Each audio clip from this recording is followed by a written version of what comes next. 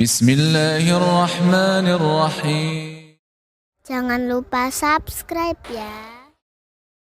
Pada kesempatan malam hari ini kita akan membahas suatu hadis ya tentang wasiat Nabi sallallahu alaihi wasallam kepada Ibnu Abbas radhiyallahu taala anhuma yang sebagaimana telah diumumkan ya, dan hadis tersebut termaktub dalam Al-Arba'in An-Nawawiyah ya, yaitu hadis ke-19. An Abdullah bin Abbas radhiyallahu anhuma, dari sahabat Abdullah bin Abbas radhiyallahu anhuma, qala, beliau berkata, kuntu khalfan Nabi sallallahu alaihi wasallam. Aku berada di belakang Rasulullah sallallahu alaihi wasallam. Faqala, kemudian Rasulullah SAW berkata, ya gulam, inni uallimuka kalimat. Wahai nak, ya, wahai bocah ya, aku akan mengajarkan kepada engkau beberapa kalimat. Ihfazillaha yahfazka. Jagalah Allah, maka niscaya Allah akan menjagamu. Ihfazillaha tajidhu tujahaka. Jagalah Allah, maka engkau akan dapati Allah berada di hadapanmu. Idza sa'alta fas'alillah. Jika engkau minta, maka mintalah kepada Allah. Wa idza sta'anta fasta'in billah. Jika kau minta pertolongan, maka mintalah pertolongan kepada Allah. Wa'lam annal ummata law ijtama'at ala an yanfa'uka bi syai'in lam yanfa'uka illa bi syai'in qad katabahu Allahu lak. Ketahuilah bahwasanya umat ini kalau mereka bersatu untuk memberikan manfaat kepadamu tentang suatu manfaat, maka mereka tidak bakalan bisa memberikan manfaat kepadamu kecuali yang telah ditetapkan oleh Allah Subhanahu wa taala untukmu. Wa in jitama'u, dan seandainya mereka berkumpul bersatu padu ala an yadurruka bi syai'in, dalam rangka untuk memberi kemudaratan kepadamu, lam yadurruka illa bi syai'in qad katabahu Allahu alaik, maka mereka tidak akan mampu untuk memberi kemudaratan kepadamu kecuali dengan sesuatu yang telah Allah catat akan menimpamu. Rufi'atil aqlam wa jaffatis suhuf. Pena-pena telah diangkat dan lembaran-lembaran catatan telah kering. Hadis ini diriwayatkan oleh Tirmizi dan beliau berkata haditsun hasanun sahih. Hadis hasan yang sahih. Dalam riwayat yang lain, kata Nabi sallallahu alaihi wasallam kepada Ibnu Abbas, ihfazillaha tajidhu amamaka. Jagalah Allah, niscaya kau mendapati Allah di hadapanmu. Ta'arraf ila Allahi fir rakha ya'rifka fi syiddah. Kenalilah Allah tatkala engkau dalam kondisi lapang, niscaya Allah akan mengenalmu dan mengingatmu tatkala kau dalam kondisi sulit. Wa'lam anna ma akhta'aka lam yakun liyusibak. Ketahuilah apa yang terluput darimu tidak akan mungkin kau dapati. Wa ma asabaka lam yakun liyukhti'ak, dan apa yang akan menimpamu tidak akan mungkin terhindar darimu. Wa'lam anna an-nasra ma'as sabri. Ketahuilah bahwasanya pertolongan datang bersama kesabaran. Wa annal faraja ma'al karbi, dan ketahuilah bahwasanya solusi datang bersamaan dengan penderitaan, kesulitan yang dihadapi. Wa anna ma'al usri yusra, dan bahwasanya bersama kesulitan itu ada kemudahan. Para hadirin dan hadirat yang dirahmati oleh Allah Subhanahu wa taala, ini hadis yang masyhur ya, yang termaktub dalam Arba'in An-Nawawiyah dan dianggap sebagai hadis-hadis jawami'ul kalim, yaitu hadis-hadis yang kalimatnya singkat tetapi maknanya sangat dalam. Di antaranya hadis Ibnu Abbas radhiyallahu taala anhuma ini. Ibnu Abbas radhiyallahu taala anhuma dikenal sebagai habrul ummah, itu ulamanya para sahabat ya.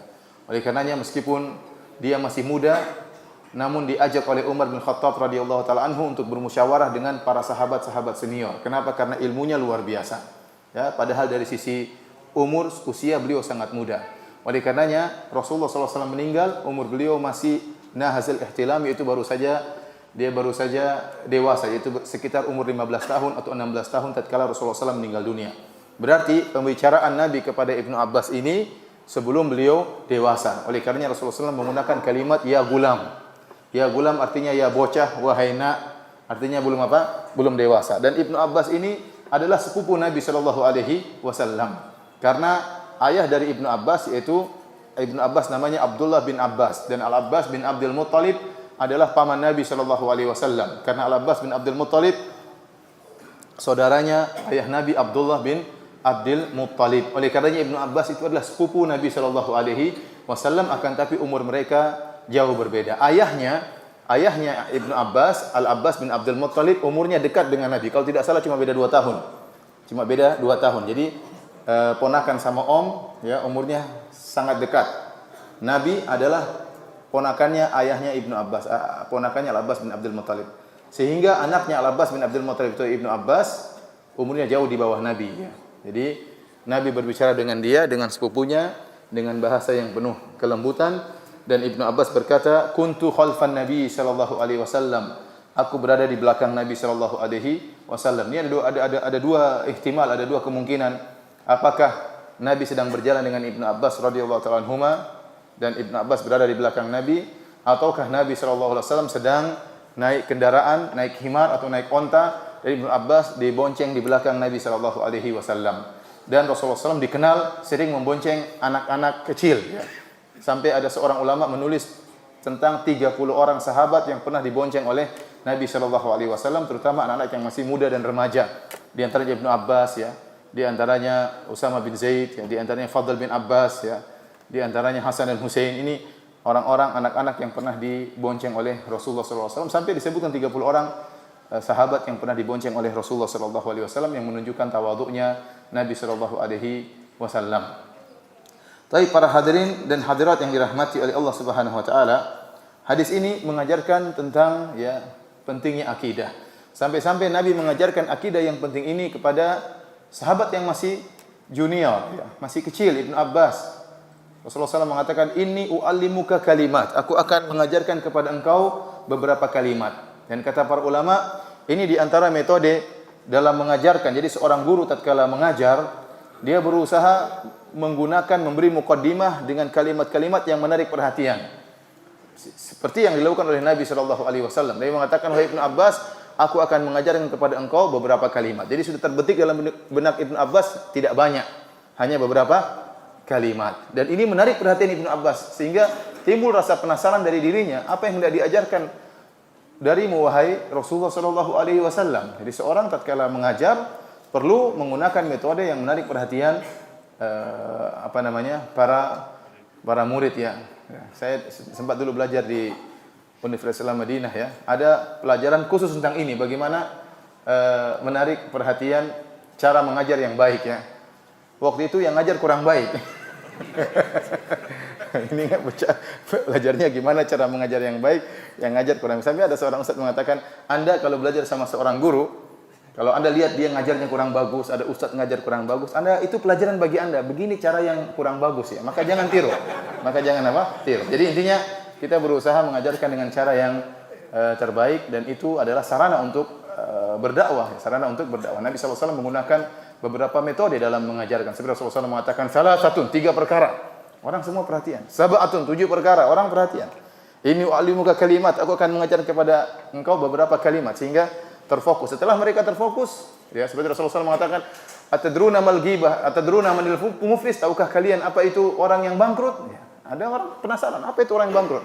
Ya, Rasulullah SAW membuka dengan muqaddimah yang menarik perhatian para murid.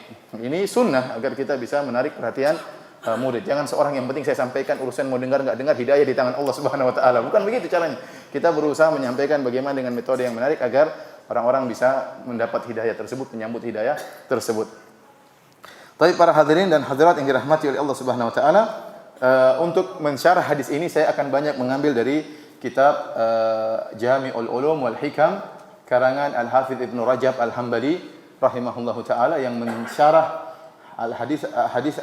hadis Al-Arba'in Nawawiyah, dan kemudian dia sempurnakan menjadi 50 hadis, ya. 42 hadis dari Imam Nawawi, dia tambah 8 jadi 50 hadisnya. Taib. Yang dimaksud dengan ihfazillah, jagalah Allah, ya, tentunya Allah tidak perlu dijaga. Tapi yang dimaksud adalah ihfaz hududallah, jagalah batasan-batasan Allah Subhanahu wa taala. Artinya apa? Tatkala ada perintah, jagalah perintah tersebut untuk kau laksanakan. Tatkala ada larangan, maka jagalah dirimu agar kau tidak melanggar larangan tersebut. Dan Allah memuji orang-orang yang seperti ini dalam Al-Quran. Kata Allah, wal hafizuna li hududillah, dan orang-orang yang menjaga batasan-batasan Allah Subhanahu wa taala. Allah puji mereka, ya. Dan Allah Subhanahu wa taala juga menyebutkan dalam Al-Quran dalam surat Qaf, kata Allah, hadza ma tu'aduna likulli awwabin hafiz. Dan inilah apa yang kalian dijanjikan, itu surga. Inilah surga yang dijanjikan kepada kalian. Siapa mereka? Likulli awwabin hafiz, bagi setiap orang yang senantiasa kembali kepada Allah, wa hafiz, yaitu yang menjaga, awwabin hafiz, yang senantiasa kembali kepada Allah, dan hafiz, dan senantiasa menjaga. Man khasyiyar rahmana bil ghaibi wa jaa'a biqalbin munib, yaitu orang yang mereka takut kepada Allah Subhanahu wa taala bil ghaib, meskipun tidak ada yang melihatnya, wa jaa'a biqalbin munib, dan dia datang kembali kepada Allah dengan hati yang bertobat kepada Allah. Di sini Allah menyebutkan Allah menjanjikan surga bagi hafiz, yaitu orang yang menjaga. Ada di antaranya dua tafsiran di kalangan para ulama apa yang maksud dengan hafiz.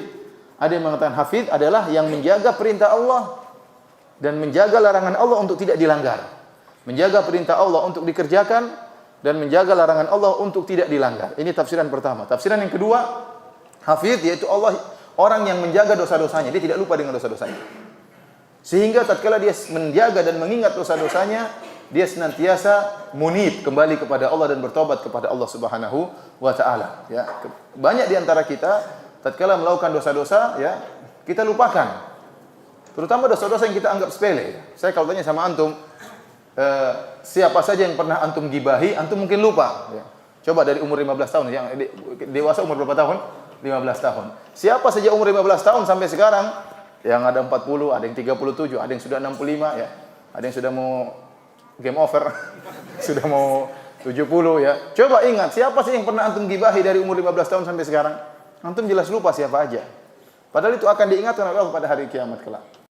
Pertanyaan, siapa yang pernah antum gibahi, antum sudah lupa. Pertanyaan kedua, yang antum gibahi kalau antum sudah ingat semua, gibah apa saja yang pernah antum sampaikan, antum juga lebih lupa lagi. Dan banyak maksiat yang kita lupa. Apalagi pertanyaan berikutnya, siapa saja wanita yang pernah anda lihat tidak halal bagi anda? Wah, repot lah kalau begitu. Terlalu banyak. Benar, terlalu banyak. Makanya Allah memuji orang-orang yang hafiz, yang mereka menjaga dosa-dosa mereka, mereka ingat, sehingga mereka senantiasa kembali kepada Allah Subhanahu wa taala, bertobat kepada Allah Subhanahu wa taala. Di antara tafsiran hafiz adalah orang yang menjaga perintah Allah untuk dikerjakan dan menjaga larangan Allah untuk dia hindari. Dan ada beberapa perkara yang Allah khususkan, spesialkan, diperintahkan untuk dijaga. Allah suruh secara umum segala perintah Allah harus dijaga. Tapi ada perkara-perkara spesial yang Allah khususkan agar kita menjaganya. Contohnya seperti menjaga salat. Kata Allah Subhanahu wa taala dalam Al-Qur'an, "Hafizu 'alas salawati was salatil wusta." Jagalah salat-salat kalian, terutama salat asar. Kata Allah, "Wa salatil wusta," salat asar, ya. Karena salat asar ini sering orang lalai, pulang dari kerja ngantuk dan macam-macamnya. Rasulullah SAW suruh menjaga salat, di antaranya terkhususkan Allah Subhanahu wa taala menyuruh kita untuk menjaga salat 5 waktu, di antaranya Allah menyebut khusus tentang salat asar. Allah mengatakan walladzina hum ala salatihim yuhafizun, dan orang-orang yang mereka menjaga salat mereka. Dalam hadis kata Rasulullah sallallahu alaihi wasallam, man hafaza alaihinna, ya, man hafaza alaiha, ya, barang siapa yang menjaga salat 5 waktu, kunna lahu nuran wa burhanan wa najatan yaumal qiyamah, maka salat 5 waktu ini akan menjadi cahaya baginya pada hari kiamat kelak, wa burhanan, dan akan menjadi bukti baginya pada hari kiamat kelak, wa najatan, dan akan menjadi keselamatan baginya pada hari kiamat kelak dari neraka jahanam. Kemudian kata Nabi sallallahu alaihi wasallam, wa man lam yuhafiz 'alaiha, dan barang siapa yang tidak menjaga salat 5 waktu, ya, maka pada hari kiamat kelak, ya, falaisa lahu nurun wala burhanun wala najatun wa yuhsyaru yaumal qiyamati ma'a fir'aun wa haman wa qarun wa ubay bin khalaf. Atau kama qala Nabi sallallahu alaihi wasallam, barang siapa yang tidak menjaga salat 5 waktu, maka tidak ada cahaya baginya di akhirat kelak, dan tidak ada bukti baginya pada hari kiamat kelak, dan tidak ada keselamatan baginya pada hari kiamat kelak, dan dia akan dikumpulkan pada hari kiamat dengan Fir'aun, dengan Qarun, dengan Haman, dan Ubay bin Khalaf. Kata sebagian ulama, 4 orang ini adalah gembong-gembong kekufuran. Barang siapa yang meninggalkan salat gara-gara sibuk dengan tahta dan singgasananya, dia akan dikumpulkan dengan Fir'aun.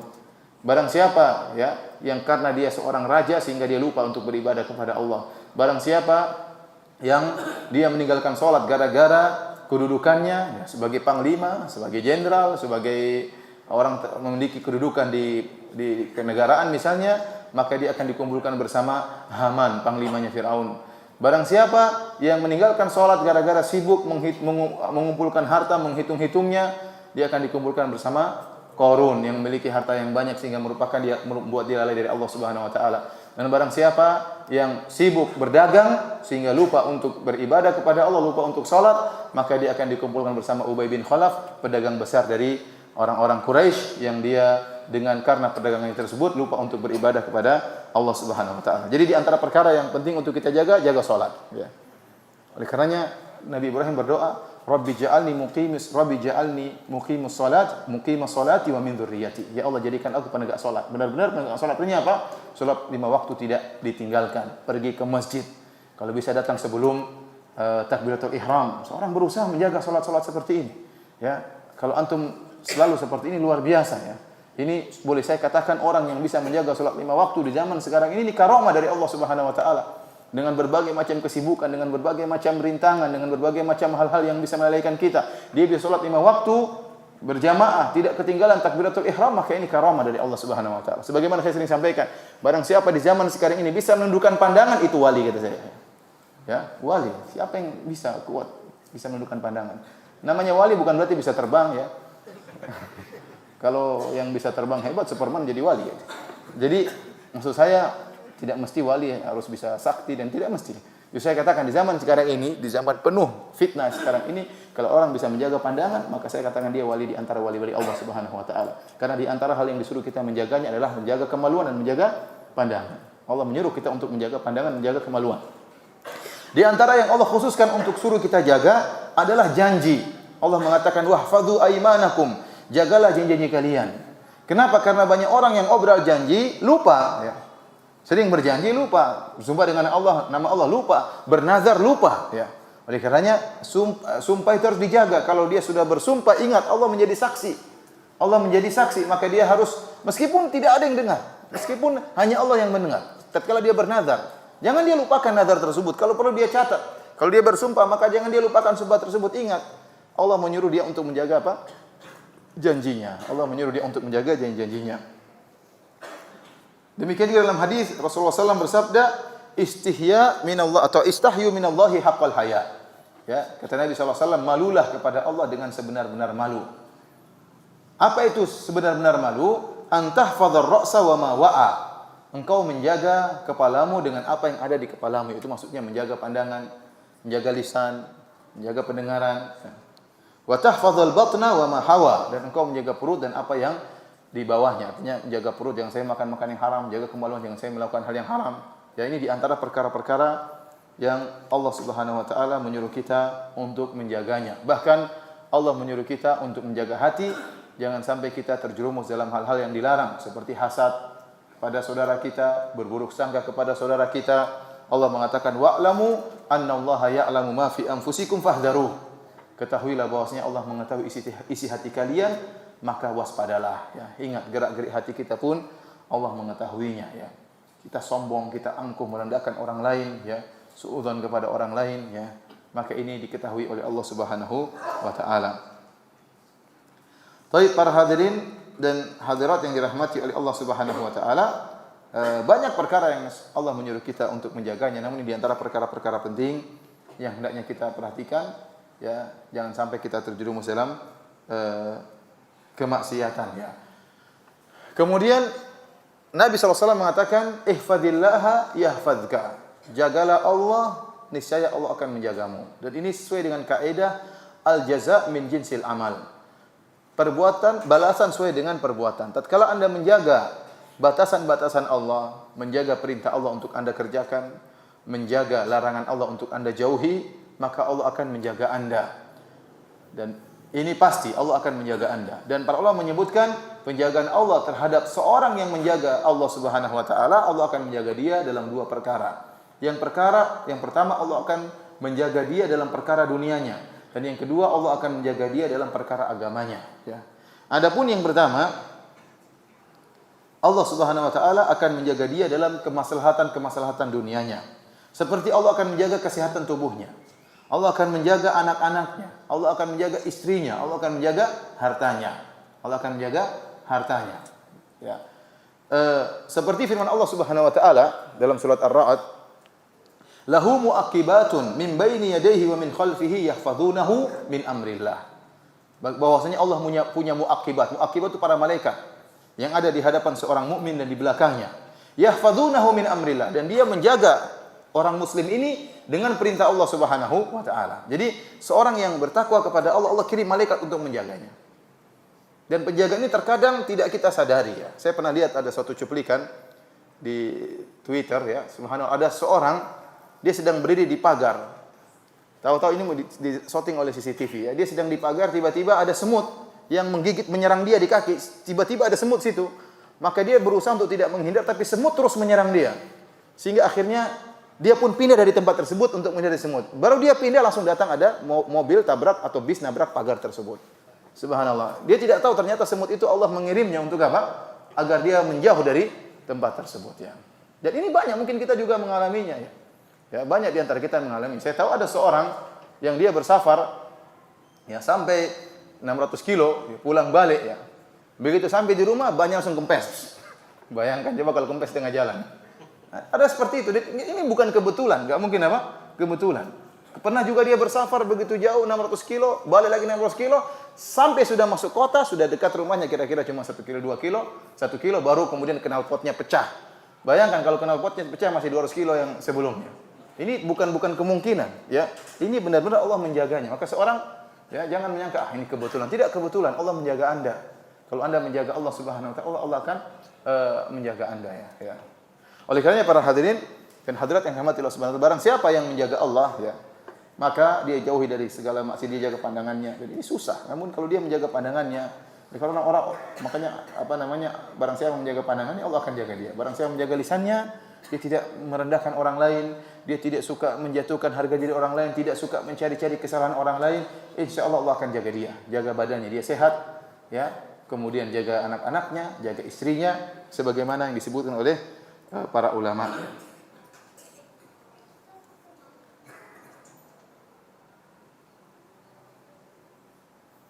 Para hadirin dan hadirat yang dirahmati oleh Allah Subhanahu wa taala, ya. Disebutkan oleh Al-Hafidz Ibnu Rajab Al-Hambali rahimahullah, barang siapa yang di masa mudanya dia menjaga anggota tubuhnya tidak bermaksiat kepada Allah Subhanahu wa taala, maka Allah akan menjaganya di masa tuanya. Kata Al-Hafidz Ibnu Rajab, "Kana ba'dul ulama qad jawazal mi'ah sanah wa huwa mumatta'un bi quwwatihi wa aqlihi."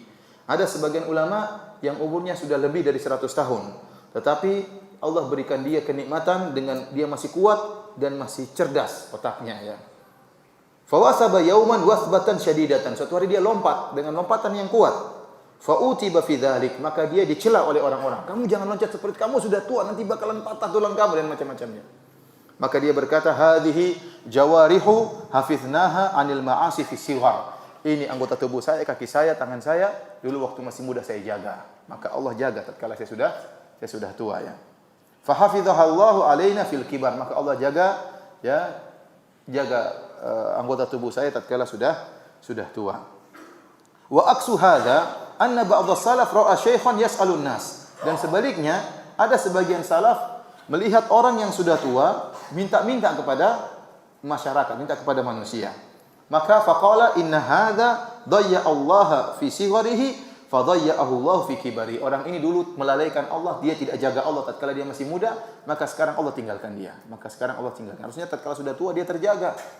Tidak minta-minta kepada orang, Allah akan kirim orang mengurus dia, Allah akan kirim orang membantu dia. Tapi kenapa di masa tua dia seperti itu? Khawatirnya di waktu masih muda dia dahulu tidak menjaga Allah Subhanahu wa taala sehingga Allah lalaikan dia tatkala sudah tua.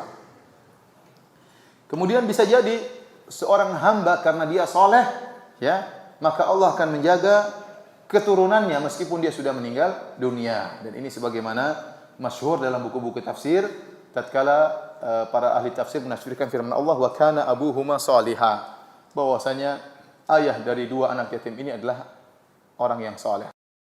Ayat kata Allah Subhanahu wa taala, hatta idza ataya ahla qaryatin istata'ama ahlaha fa abau ayyudayyifuhuma.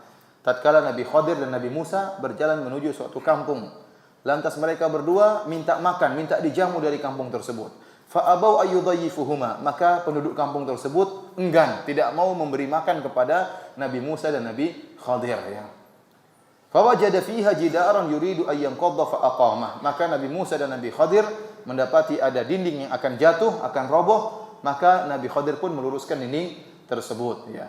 Dan ini dalil ya, bisa jadi seorang nabi ya, bayangkan dua orang nabi minta dijamu tidak dijamu. Oleh karenanya kalau Anda datang ke suatu tempat tidak dijamu, Anda mungkin bersedih, tapi ingat yang lebih mulia daripada Anda pun pernah tidak dijamu ya. Ini peringatan buat ustadz maksudnya. Kalau dia tidak dijamu, dicuekin, ya sudahlah. Nabi Khadir, Nabi Musa saja pernah minta makan tidak dikasih apa? Tidak dikasih makan, apalagi ente yang bukan nabi. Yang kayak gini modelnya. Oleh karenanya, jadi nasihat buat saya pribadi ya. Tapi jangan coba-coba ya. Baik, kemudian Nabi Khadir tatkala melihat ada tembok yang akan runtuh, dia berdirikan. Nabi Musa heran. Maka Nabi Khadir menjelaskan, wa ammal jidaru fakana li gulamaini yatimaini fil madinati wa kana tahtahu kanzul lahuma. Adapun tembok ini adalah milik dua anak yatim ya, dan di bawah tembok tersebut ada harta milik mereka berdua. Nah, kalau tembok tersebut miring, maka harta tersebut akan kelihatan bisa dicuri oleh orang lain. Maka harus diluruskan supaya tersembunyi kembali harta tersebut. Ya. Maka Allah kata Nabi Khadir, wa kana abuhuma salihah. Ayah daripada dua anak yatim ini adalah ayah yang saleh. Disebut anak yatim berarti ayahnya sudah meninggal. Ayahnya sudah apa? Meninggal. Ini ayah dua anak yatim ini adalah ayah yang saleh ya. Ternyata para ahli tafsir menyebutkan yang dimaksud dengan ayah anak yatim ini zahirnya adalah ayah mereka. Tapi sebenarnya mengatakan inilah nenek moyang yang ketujuh, kakek mereka yang ketujuh. Ternyata Allah jaga 7 turunan dari orang soleh tersebut. Dan sebab kenapa Nabi Khadir menolong dua anak yatim ini, gara-gara ayahnya soleh. Gara-gara ayahnya soleh. Sehingga Syekh Abdurrahman bin Nasir As-Sa'di menyebutkan, disunahkan, dianjurkan kita membantu orang yang soleh. Sebagai Nabi Khadir alaihi salam membantu kedua anak yatim ini tidak ada sebab yang lain kecuali karena apa? Ayah dari dua anak yatim ini dulu adalah ayah yang soleh. Oleh karenanya juga Sa'id bin Musayyib rahimahullah pernah sholat dan sholatnya lama. Dan dia berkata kepada anaknya, "Inni la azidanna fi salati min ajlik." Saya ini akan nambah sholatku gara-gara kamu, hai anakku. Raja'a an uhfadha fika. Saya berharap Allah menjagaku pada dirimu. Artinya gara-gara saya sholat Allah akan menjaga anakku. Gara-gara sholat Allah akan menjaga anakku. Kemudian dia membacakan firman Allah ini, wa kana abuhuma salihah. Dahulu ayah dari dua anak yatim adalah ayah yang orang yang saleh. Oleh karena para hadirin terus subhanallah, apalagi di zaman sekarang ini kita sangat butuh anak-anak kita dijaga. Kalau kita hanya berharap ya anak kita soleh sendiri, susah. Kita harus sendiri harus bertakwa. Ya. Anak kita mudah sekali rusak. Baru keluar berjalan jalan sama tetangga, masuk di sekolah, ketemu macam-macam pergaulan bebas ya. Baca di internet, baca macam-macam. Anak-anak suka ya, tatkala sudah masuk di internet sudah dia ingin lihat macam-macam, rasa ingin tahunya besar, sehingga akhirnya dia masuk dalam hal yang diharamkan oleh Allah Subhanahu wa taala. Kalau kita tidak menjaga diri kita, kita tidak menjaga pandangan kita, kita tidak menjaga pendengaran kita, kita asik di belakang chattingan sama cewek yang bukan istri kita, ya repot seperti itu. Kalau ketahuan sama istri siapa? Enggak, ini ada teman mau cari istri, saya mau bantu. Padahal sebagian teman gitu ketahuan bawa foto, siapa ini? Enggak, ini ada teman mau cari istri, saya bantuin. Padahal dia simpan foto tersebut untuk merojaah tiap malam. Dilihat lagi, enggak boleh. Oh iya, para hadirin Allah Subhanahu wa taala, ya seorang menjaga dirinya. Karena siapa yang bisa jaga istri kita? Saya menjaga anak kita bekerja jauh, apalagi di luar negeri, meninggalkan anak istri. Kalau kita tidak menjaga diri kita, khawatir Allah akan menjadikan istri kita berkhianat,